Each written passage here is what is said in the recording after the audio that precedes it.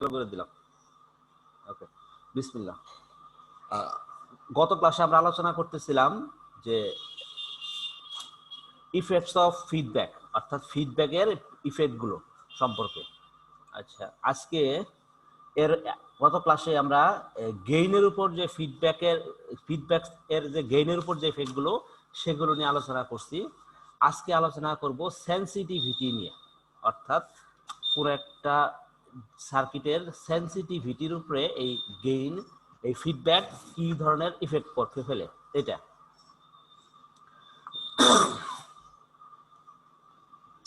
আচ্ছা, সেন্সিটিভিটিকে আমরা ডিফাইন করতে পারি, সেন্সিটিভিটি সমান বলতে পারি পার্সেন্টেজ চেঞ্জ ইন টি, মানে কি, মানে overall gain divided by percentage change in G.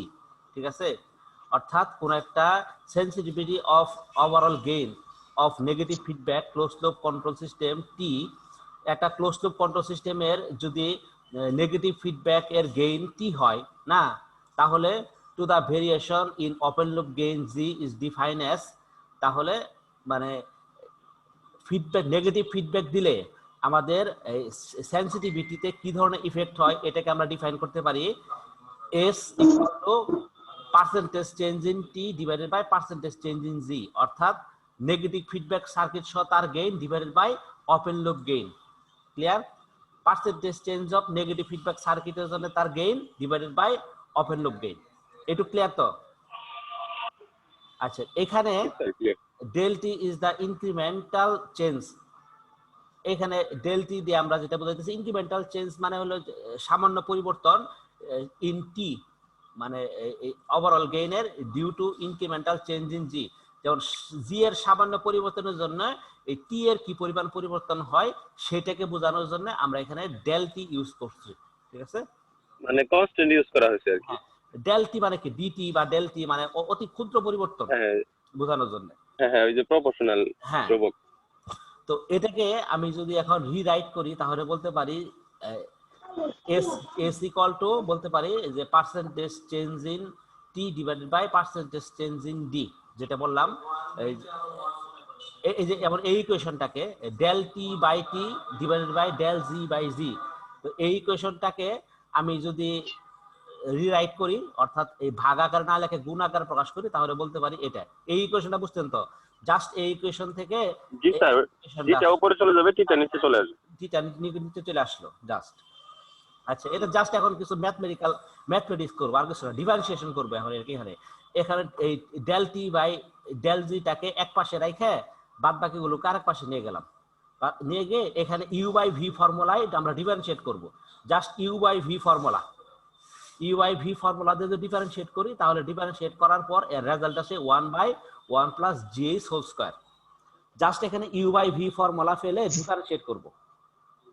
ঠিক আছে, এটা বুঝছি তো? নাকি ভাঙে করে দিতে হবে? একটু দেখতে হবে, এটাকে ভাঙে দিতে হবে। আচ্ছা, একটু ভাঙে দেখাই দেই, সমস্যা নাই। আচ্ছা, তাহলে এই ইকুয়েশনটা ছিল আমাদের ডেল টি। আচ্ছা, এই ইকুয়েশনটা লিখি, ডেল বাই ডেল জি, তাই না, into g by 1 plus gh. এই তো ছিল আমাদের ইকুয়েশনটা, ইউ বাই ভি ফর্মুলা, তাই না? এটা যদি হয় ইউ, নিচেরটা হলে আমাদের v, u by v formula. U by v ফর্মুলাটা আমাদের কি ছিল? প্রথমে সমান সমান আমরা লিখতে পারি উপরে প্রথমে লিখি আমরা ভি ডিফারেন্সিয়েট ইউ, তাই না? ভিটা কি 1 প্লাস জিএইচ।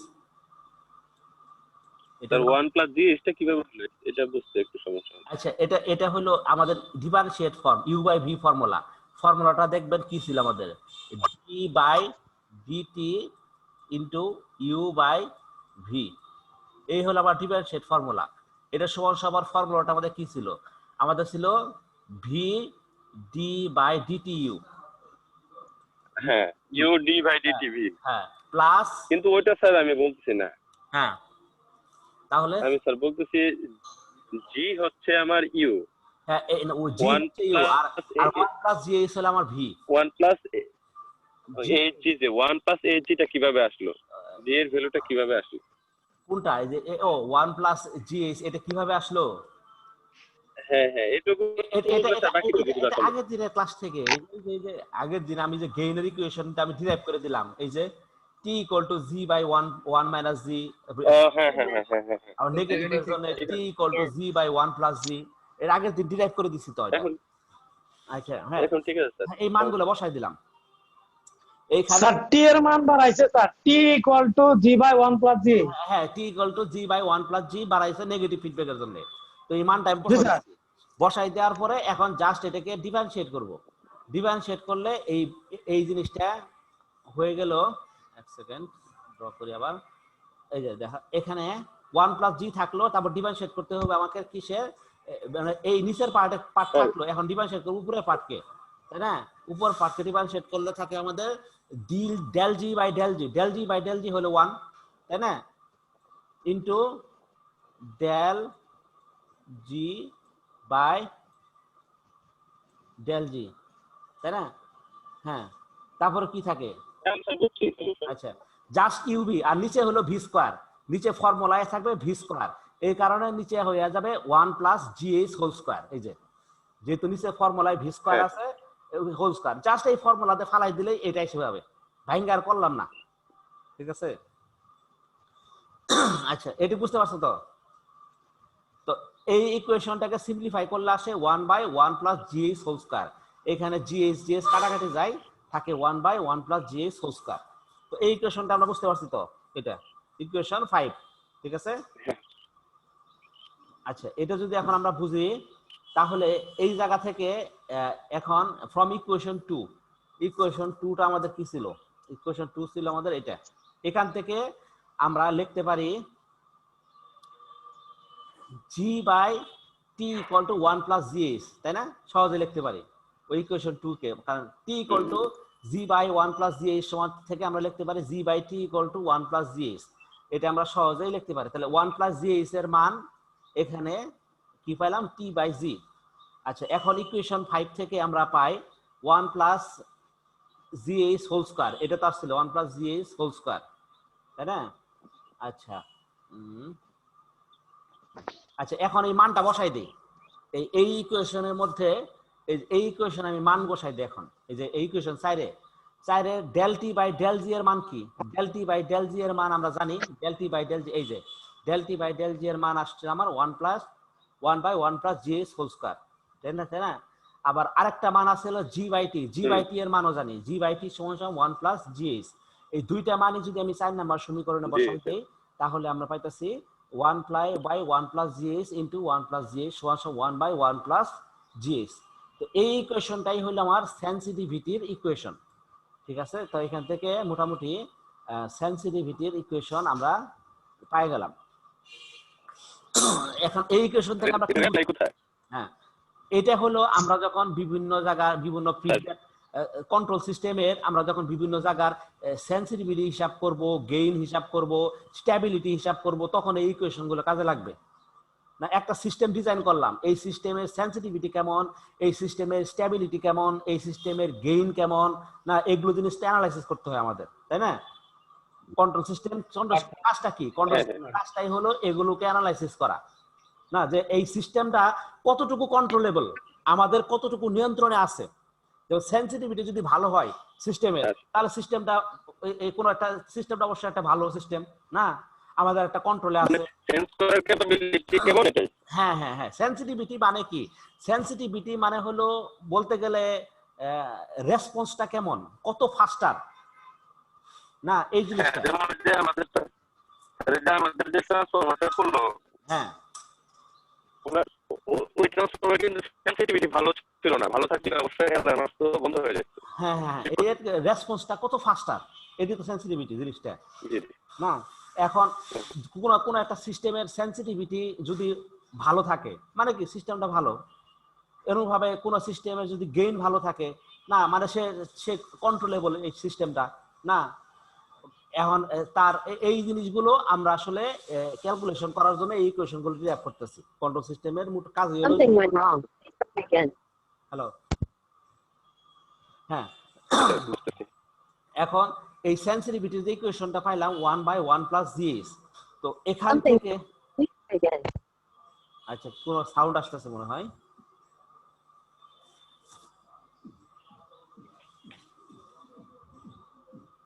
আচ্ছা এই জায়গা থেকে আমরা যে জিনিসটা দেখতেছি, যদি 1 প্লাস জিএস এর মানটা লেস দেন 1 হয়, এর চেয়ে ছোট হয়, তাহলে সেন্সিটিভিটি বাড়বে, তাহলে তার sensitivity increases. In that case GS value is negative because the gain of feedback path is negative. ঠিক আছে, সেক্ষেত্রে জিএস এর মান নেগেটিভ, অর্থাৎ 1 প্লাস জিএস এর মান যদি এর চেয়ে ছোট হয় সেন্সিটিভিটি তাহলে বাড়বে, তাহলে জিএস এর মানটা অবশ্যই আমাদের নেগেটিভ হইতে হবে, কারণ নেগেটিভ না হলে তো এর চেয়ে ছোট হবে না, 1 মাইনাস সামথিং হলে তো একের চেয়ে ছোট হবে। ঠিক আছে, আবার যদি 1 প্লাস জিএস এর চেয়ে যদি জিএস এর মান যদি একের চেয়ে বড় হয়, তাহলে তার সেন্সিটিভিটি কমে যাবে এবং এক্ষেত্রে জিএস এর মানটা অবশ্যই পজিটিভ হইতে হবে। ঠিক আছে, তাহলে ইন জেনারেল আমরা কি দেখলাম, G and H are function of frequency, so feedback will increase with sensitivity of the system gain in one frequency range and decrease in other frequency range। ঠিক আছে, এখন যেহেতু জি এবং এইচ দুইটাই হলো একটা ফ্রিকোয়েন্সির ফাংশন, অর্থাৎ এই দুইটাই ফ্রিকোয়েন্সি চেঞ্জ করে করে আমাদের চেঞ্জ করা হয়, সে কারণে বলতে পারি যে যে feedback will increase the sensitivity, feedback আমাদের সেন্সিটিভিটি বাড়াবে of the system gain in one frequency, কোনো একটা ফ্রিকোয়েন্সি রেঞ্জে তার সেন্সিটিভিটি বাড়াই দিবে এবং কোনো একটা ফ্রিকোয়েন্সি রেঞ্জে তার সেন্সিটিভিটি কি কমাই দিবে, কারণ যেহেতু আমাদের জি এবং এইচ হলো আমাদের ফ্রিকোয়েন্সি ডিপেন্ডেন্ট। ক্লিয়ার? একটু ক্লিয়ার তো? আগেরটার মতোই গত ক্লাসে যেটা আলোচনা করছিলাম যে গেইনের ক্ষেত্রে আমাদের জি এবং ফ্রিকোয়েন্সি বাড়ার সাথে সাথে আমাদের গেইনের পরিবর্তন হয় না, অনুরূপভাবে ফ্রিকোয়েন্সির সাথে সাথে আমাদের সেন্সিটিভিটির পরিবর্তন হয়, কারণ জি এবং এইচ দুটাই ফ্রিকোয়েন্সির একটা ফাংশন, তাই না? জি এবং যেগুলো বলতেছেন এগুলো হচ্ছে কন্ডিশন। হ্যাঁ হ্যাঁ, জি এবং এইচ দুটো ফ্রিকোয়েন্সি ডিপেন্ডেন্ট না? জিটা কি বলেন তো দেখি, জি কি? Open loop gain. জি হলো ওপেন লুপ গেইন, আর এইচটা কি? Sir gain of feedback path. Gain of feedback path. Gain তাহলে কি গেইন এবং গেইন অফ ফিডব্যাক পাথ দুইটাই কি ডোমেইনে আছে? ফ্রিকোয়েন্সি ডোমেইনে আছে, এস ডোমেইনে আছে, সুতরাং দুইটাই হলো ফাংশন অফ ফ্রিকোয়েন্সি, তাই না? গেইন যদি জি এবং এইচ দুইটার কি ডেফিনেশন আমরা কি দিছি? দুইটাই ফ্রিকোয়েন্সি ডোমেইন, অর্থাৎ ফাংশন অফ ফ্রিকোয়েন্সি। যেহেতু ফ্রিকোয়েন্সি চেঞ্জের সাথে সাথে জি এবং এইচ চেঞ্জ হয়, তাহলে ফ্রিকোয়েন্সি চেঞ্জের সাথে সাথে আমাদের গেইনও চেঞ্জ হয়, সেন্সিটিভিটিও চেঞ্জ হয়। ঠিক আছে, therefore we have to choose the value of GH in such a way that the system is insensitive or less sensitive to parameter variation। আচ্ছা, এখন আমাদের জি এবং এইচটাকে এমন ভাবে সেট করতে হবে যেন আমাদের জি ফাংশন সিস্টেমটা আমাদের মোটামুটি লেস সেন্সিটিভ থাকে প্যারামিটার ভেরিয়েশন ছাড়া। আচ্ছা, সেন্সিটিভিটি জিনিসটা হলো কি? আচ্ছা, সব সময় যে সেন্সিটিভিটি জিনিসটা আমাদের কাঙ্ক্ষিত তাও কিন্তু না। এখন ধরুন যে আমি একটা উদাহরণ দিই, টেম্পারেচার চেঞ্জ হওয়ার সাথে সাথে সিস্টেমের ক্যারেক্টার চেঞ্জ হয়ে যাইতেছে, পুরো একটা প্যারামিটার চেঞ্জ হওয়ার সাথে সাথে সিস্টেমের ক্যারেক্টার চেঞ্জ হয়ে যাইতেছে, এই জিনিসটা কি আমাদের জন্য ভালো? এই জিনিসটা কিন্তু আমাদের জন্য ভালো না, তাই না? সুতরাং আমরা একটা মোর স্টেবল একটা সিস্টেম ডিজাইন করতে চাই, যেখানে শুধুমাত্র ইনপুটের সাথে সাথে আমাদের আউটপুট চেঞ্জ হবে, আদারওয়াইজ অন্য কোনো কিছুর সাথে সে চেঞ্জ হবে না। তো এই জন্য আমাদের কি মোটামুটি একটা লেস সেন্সিটিভ প্যারামিটার আমাদের লাগবে। এই কারণে আমরা জি এবং এইচটাকে এমন ভাবে সেট করতে চাই যেন তার সেন্সিটিভিটিটা অনেকটা কম হয়। ক্লিয়ার? জি স্যার। আচ্ছা, এইটুক যদি এখন বুঝে থাকি, তাহলে আমরা মোটামুটি ফিডব্যাক পাথের উপরে, গেইনের উপরে ফিডব্যাক পাথের প্রভাবটা দেখলাম এবং সেন্সিটিভিটির উপরে আমরা মোটামুটি এর প্রভাবটা দেখলাম। তো এখন আমি আলোচনা করব যে effect of feedback on stability. আরেকটা গুরুত্বপূর্ণ বিষয় হলো স্ট্যাবিলিটি, একটা সিস্টেমের স্ট্যাবিলিটি। তো একটা সিস্টেম স্ট্যাবল নাকি আনস্ট্যাবল, এটা আসলে যে কোনো ওপেন লুপ সিস্টেম, যে কোনো ওপেন লুপ সিস্টেমই স্ট্যাবল সিস্টেম, এখানে কোনো ডাউট নাই। ওপেন লুপ সিস্টেম কখনোই আনস্টেবল হয় না, কিন্তু যখনই আমরা ফিডব্যাক পাথ ইউজ করবো সেই সিস্টেমটা আনস্টেবল হওয়ার প্রবাবিলিটি আমাদের বাইরে যায় না। তো একটা সিস্টেমের উপরে স্ট্যাবিলিটির ইফেক্টটা কি, এটা নিয়ে আমরা এখন একটু স্টাডি করি। আচ্ছা, কোনটা আপনার দরকার? আচ্ছা, a system is said to be stable. একটা সিস্টেমকে কখন স্টেবল বলি আমরা? এটা আমরা আলোচনা করছি এর আগে, সিগনালে আলোচনা করছি। একটা সিগন্যাল স্টেবল কখন হয়? If it's output is under control. যখন এর আউটপুটটা আন্ডার কন্ট্রোল থাকে, অর্থাৎ আউটপুটটা যখন কন্ট্রোলে থাকে, তখন সেই সিস্টেমটা স্টেবল। এমন কোন সিস্টেম যার আউটপুটের উপর আমাদের কোনো নিয়ন্ত্রণ নাই, সেটা কি আনস্টেবল, তাই না? যদি এমন একটা সিস্টেম হয় যে আমি ইনপুটে যাই দেই, সে র্যান্ডম আউটপুট দিতেছে, আউটপুট আমি কন্ট্রোল করতে পারতাছি না, তাহলে সিস্টেমটা কি আনস্টেবল। আর যদি এমন একটা সিস্টেম হয় যে সিস্টেমের আউটপুটটাকে আমি কন্ট্রোল করতে পারতাছি, সেই সিস্টেমটা কি স্টেবল সিস্টেম। বাস্তবে তাই না? জি স্যার। যেমন কি পাগল কি আনস্টেবল, কারণ কি পাগলের তার ব্রেনের উপরে কন্ট্রোল নাই। আবার মানুষ কি স্টেবল, তার ব্রেনের উপরে কন্ট্রোল আছে, মানুষের হাত পা সে কন্ট্রোল করতে পারতেছে, মানুষ স্টেবল। আর একজন যে উন্মাদ হয়ে গেছে সে কি আনস্টেবল, কারণ তার হাত পার উপরে তার কন্ট্রোল নাই। তো এইভাবে মোটামুটি আমি বলতে পারি যে যদি আউটপুটের উপরে কন্ট্রোল থাকে তাহলে স্টেবল, আউটপুটের কন্ট্রোল থাকে আনস্টেবল। আর যদি সিগন্যালের আমরা কি করে আসছি, সিগন্যালে বলছি যদি কোনো একটা সিস্টেমের আউটপুট ইনফিনিটি হয় তাহলে বলতে পারি সেই সিস্টেমটা আনস্টেবল। আর যদি কোনো সিস্টেমের আউটপুট যদি ইনফিনিটি না হয় তাহলে সেই সিস্টেমটা হলো স্টেবল, তাই না? তাই তো? তাহলে আমরা বলতে পারি otherwise it is said to be unstable, যদি আউটপুট কন্ট্রোল না থাকে। আবার এখানে বলতে পারি যে the output of the control system will be infinite, তাই না? কখন হবে? আচ্ছা, এই কোয়েশনটা খেয়াল করে দেখো।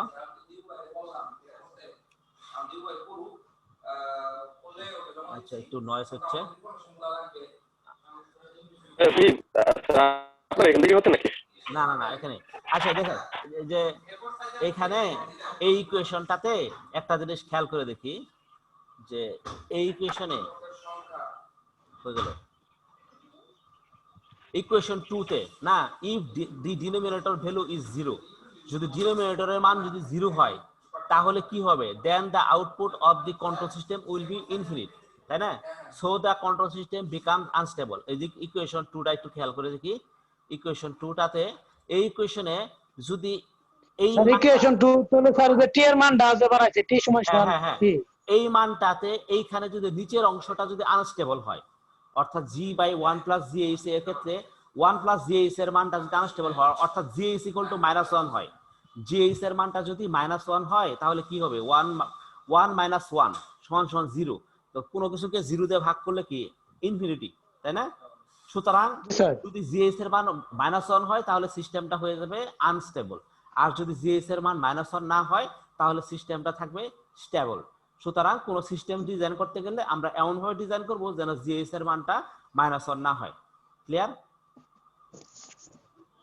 অর্থাৎ জিএইচ এর মান -1 হলে কি হবে? আউটপুট আমাদের ট্রান্সফার ফাংশনটা কি হয়ে যাবে? আমাদের ইনফিনিটি হয়ে যাবে। ইনফিনিটি হয়ে গেলে মোটামুটি লুকারি, স্যার সেটাই তো আমাদের আনস্টেবল, তাই না? হ্যাঁ সেটাই আমাদের আনস্টেবল হয়ে যাবে। হ্যাঁ, ক্লিয়ার তো এটা? জিএইচ এর মান অবশ্যই 1 এর থেকে কম যাতে কম না হয়। -1 হওয়া যাবে না, মোট কথা -1 -1 হলে হবে। 1 মাইনাস 1 সমান সমান 0 হয়ে যাবে। তো 1/0 কত? ইনফিনিটি। 1/0 মানে ইনফিনিটি। সুতরাং তখন তো আমাদের সিস্টেমটা আনস্টেবল হয়ে যাবে। সহজ জিনিস এই যে, এই যেমন ধরো যে আমরা জানি হলো t সমান সমান আচ্ছা 1/1 প্লাস আচ্ছা আচ্ছা পরে তুমি ভিডিও দেখে নিও, যদি ক্লিয়ার থাকে না পরে ভিডিওটা দেখে নিও। আচ্ছা এটা সমান সমান বলতে পারি 1/1 মাইনাস 1। যদি জি সমান সমান কত হয়? জি সমান সমান -1 হয় তাহলে 1 - 1 সমান সমান কত? 1/0। এটা সমান সমান কত? ইনফিনিটি। ইনফিনিটি হলে কি ট্রান্সফার ফাংশন ইনফিনিটি হয়ে গেছে, অর্থাৎ সিস্টেম আনস্টেবল। যদি ট্রান্সফার ফাংশন ইনফিনিটি না হইতো সিস্টেম স্টেবল। ঠিক আছে? এই যে খেয়াল করে দেখো, ক্লিয়ার তো এটা? জি স্যার, তার মানে আমাদের জিএইচ এর মান কোনোভাবে -1 হওয়া যাবে না। যাবে না। তারপরে টি এর মান কখনোই আনস্টেবল ইনফিনিটি হওয়া যাবে। ইনফিনিটি হওয়া যাবে না, হইলে সিস্টেমটা আনস্টেবল হয়ে যাবে, আমাদের ডিজাইন করে লাভ নাই। জি স্যার। ঠিক আছে? ওকে আর স্যার তাহলে আমরা যে আহ, হ্যাঁ যদি সেনসিটিভিটি যদি কম থাকে তার ধরা জানে কি শর্ত? আচ্ছা এক সেকেন্ড একটু পোস্ট করি রেকর্ডিং একটু কাজ বাস্তব আছে একটু